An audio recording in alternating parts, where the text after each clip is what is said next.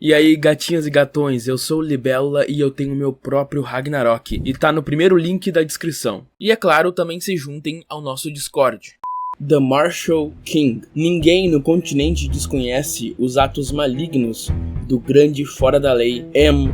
Godspeed. Mas um dia, um jovem que afirma ser filho do criminoso surge repentinamente atravessando o árido deserto. Esse jovem, Jim Godspeed, diz ter matado seu pai e tem o cadáver para provar. Esse é um western steampunk vindo da mente do mestre Boichi, um novo mangá desse mangaka bastante famoso. E este é o capítulo 1, A Academia.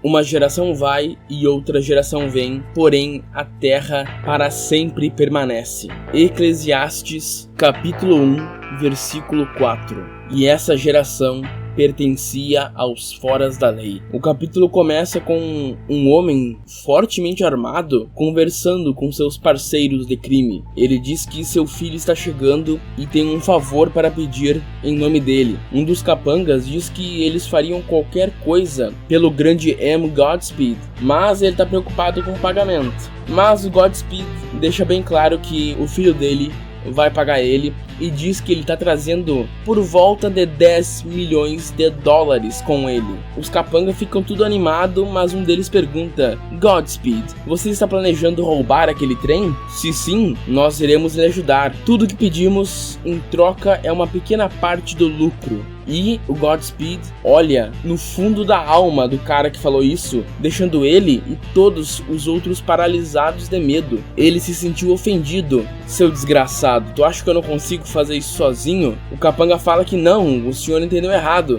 Eu sei muito bem que o senhor seria mais do que capaz de fazer isso sozinho. O senhor é o grande M. Godspeed, o fora da lei que governou esse deserto por centenas de anos. Uma lenda viva com uma fortuna sem igual. Aquele que possui os braços dourados. E mesmo assim, o M. Godspeed fala: tu tem ciência de tudo isso e mesmo assim tu se sente na ousadia de oferecer uma mão, de dizer que eu preciso de ajuda? Isso é um insulto pra mim. E temos esse painel mostrando as suas mãos douradas, que são belíssimas, eu diria. A arte do Boichi é linda. Ele diz para fazerem o que quiserem com o dinheiro do filho dele. Mas, se eles forem atrás da presa dele, ele não irá mostrar misericórdia. Ele quer o prazer, a glória de roubar o trem. Os capanga claramente ficam assustados, pedem perdão, se curvam. O Godspeed diz que vai pegar 5 milhões adiantado e falou para eles acertarem isso com o filho dele depois. E eles até perguntam: então tu é realmente o pai de verdade dele, o pai biológico dele? Mas o que ele responde é o seguinte: enquanto meu filho viver, minha riqueza não vale nada. Ele está vindo me matar. Ou seja, o filho dele está vindo matar ele, cara. E lá longe vem o trem, que é um trem bem diferente. Afinal, isso aqui é uma obra western, ou seja, velho oeste com steampunk misturado. Então, essas máquinas vão aparecer e muito. E olha isso, olha que lindeza. O Banco Central dos Estados Unidos da América. Trem de transporte de ouro. Série IGNT 500. Rapidamente o capitão percebe que tem alguém nos trilhos, mas é um cara só, tem alguém sozinho nos trilhos. E é claro que é o M. Godspeed.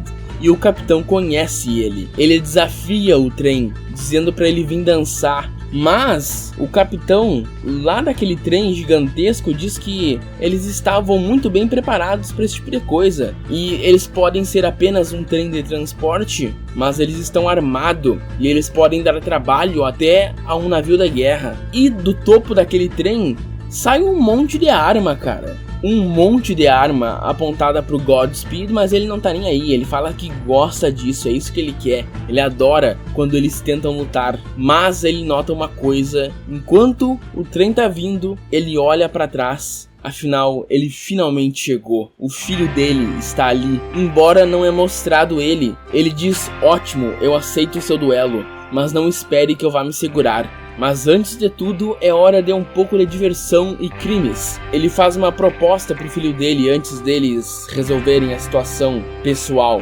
o M. Godspeed sugere que eles unam forças, pelo menos por agora. É preciso mais do que um coração ruim para ser um fora da lei. Você precisa ser um criminoso, e um criminoso comete crimes. Estamos à beira de uma parceria única de Godspeeds na vida, e ele puxa duas armas enormes, o super fora da lei Magnum, o gladiador, e antes de qualquer outra coisa ele diz: lembre-se de quem nós somos Godspeed. E com aquela arma que ele puxou, ele atira. E cara, não é uma arma comum, muito longe disso. É uma arma que parece uma bazuca. Ela causa umas explosões enormes naquele trem que estava armado até os dentes. E essa é a introdução de The Marshall King do Boichi. Assim começa o tiro número 1, ou o capítulo número 1.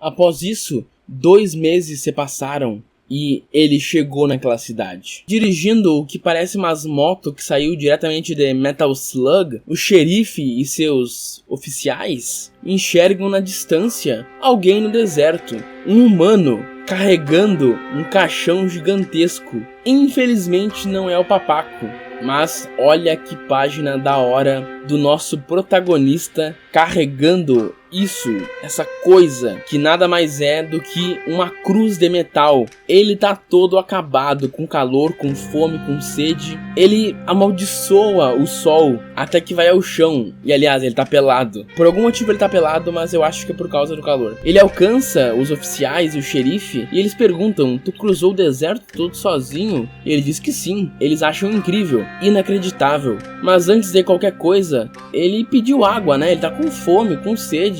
A dieta dele foi só de cacto e rato nos últimos meses. Ou seja, depois daquele evento do trem, ele ficou vagando por 2 meses. Possivelmente o pai dele morreu naquele evento e agora ele está carregando o túmulo do pai, que é essa cruz enorme. Um dos oficiais do xerife ia dar água, mas o próprio xerife fala pra ele esperar e ele pergunta quem ele é. E ele diz que ele é um Godspeed, o filho do M. Godspeed. E eles caem na real. Se esse cara é o filho, e se ele tá falando a verdade, esse caixão de metal aí atrás é o próprio M. Godspeed que tá ali dentro. Aquele criminoso invencível está morto e o filho dele diz: sim, eu matei ele. Esse caixão que eu tô carregando aqui é a prova disso. O xerife fala que ele tá falando merda, que é mentira. Mas eles abrem o caixão pra conferir. E é verdade, é o cadáver dele que tá ali dentro. Afinal, esses são os braços dourados. Não há dúvidas. Esse com certeza é o corpo do M. Godspeed. Um dos oficiais já pensa em levar o crédito pelo assassinato do cara, né? A recompensa dele é de 10 milhões. E os outros oficiais continuam, enquanto o xerife tá em choque. Eles estão tentando convencer o xerife a matar o moleque e levar o caixão e falar que, ó, nós que matamos ele, queremos nossa recompensa de 10 milhões. Eles dizem que ele tá sem arma, que ele tá pelado, ele é um alvo fácil. Ninguém vai saber se jogarmos eles nessas ruínas. E aí mostra que o deserto abaixo dele são canos. É um mundo inorgânico e orgânico, é uma mistura bem interessante, bem legal. É algo bem da hora. E o xerife não resiste à ideia, mas ele tem um pedido. Enquanto ele baba, saliva, desejando, ele quer os braços dourados do Godspeed. Eles oferecem a água pro moleque e ele falou: beleza, tô indo pegar. Mas o xerife pensa: e se pegarem a gente? Um dos oficiais responde: é só falar que alguns bandidos mataram ele. Isso acontece sempre na era dos foras da lei. Porém, daquele buraco onde só parecia ter canos e máquinas, surge um veículo bizarro e atira em um dos oficiais,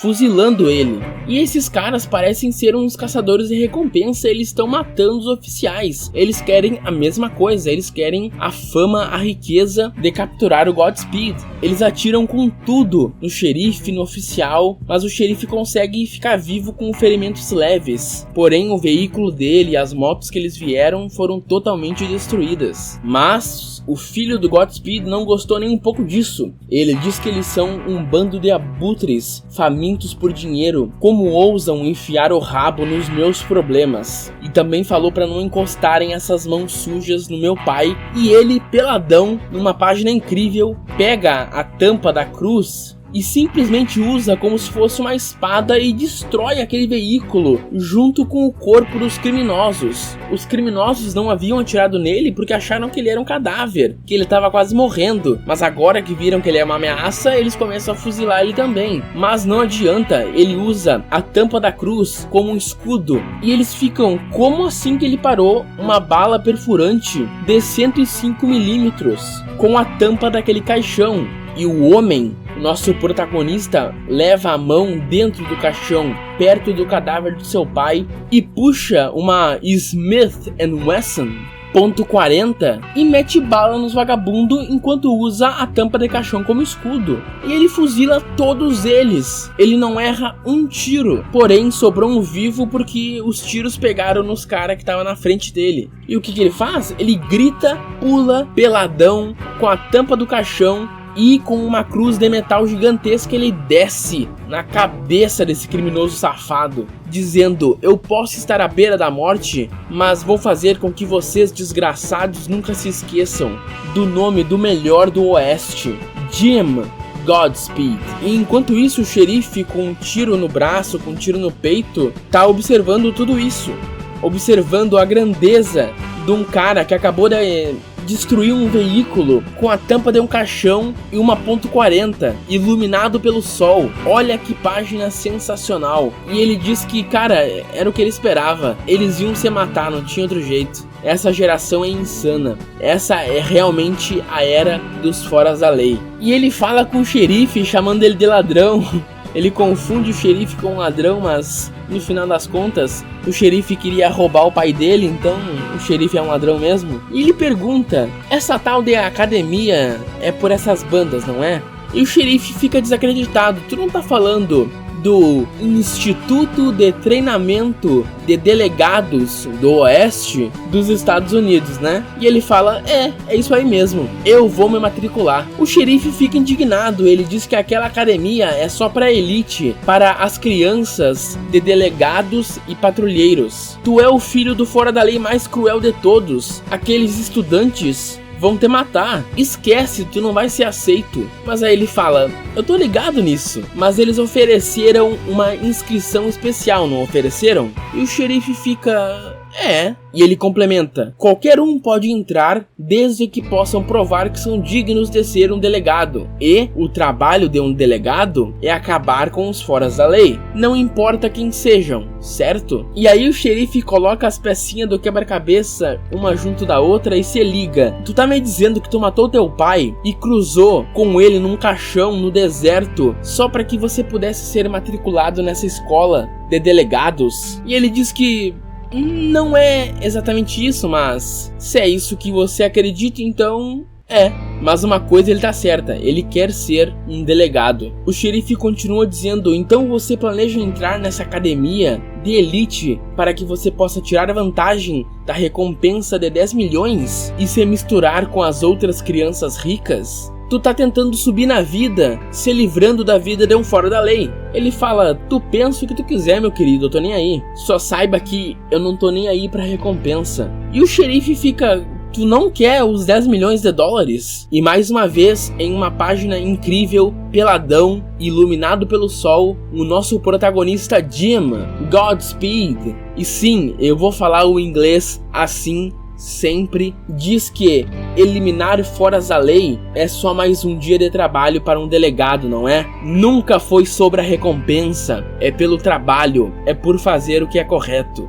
E o xerife fica humilhado, né, cara? Porque ele tentou roubar o cara, o pai dele, e no fim, o filho do maior fora da lei é o cara que mais tem o espírito de um delegado, de uma pessoa boa, de um policial, algo que ele não tem. E o Jim vai embora e deixa ele ali, se lamentando. E assim ele chegou na cidade e foi aprovado para ser matriculado na academia que ele almejava, o Instituto de Treinamento de Delegados do Oeste dos Estados Unidos da América. Uma semana se passa e agora ele tá renovado. O nosso garoto tá fino do fino, peitoral estourando, e ele vai trajando 2 pistolas, 2 revólveres, o que parecem ser 5 granadas. É claro que não podia faltar a capa de colegial, aquele sobretudo de colegial que os japoneses adoram, o chapéuzinho, as esporas, e saindo da caverninha dele, o nosso guri tá pra lá de bagual, hein? Olha o naipe do moleque, o cara tá muito estiloso, esse aí é um Gaudério. E ele finaliza o capítulo em todo o seu esplendor, dizendo: bom, acho que já tá mais do que na hora de eu meter o pé na estrada da minha nova vida escolar. Cara, sensacional. Esse é o primeiro capítulo de The Marshal King, o Delegado Rei. Eu espero que vocês tenham gostado. E continua no segundo capítulo, onde nosso querido Jim Goodspeed adentrará a Academia de Formação dos Delegados.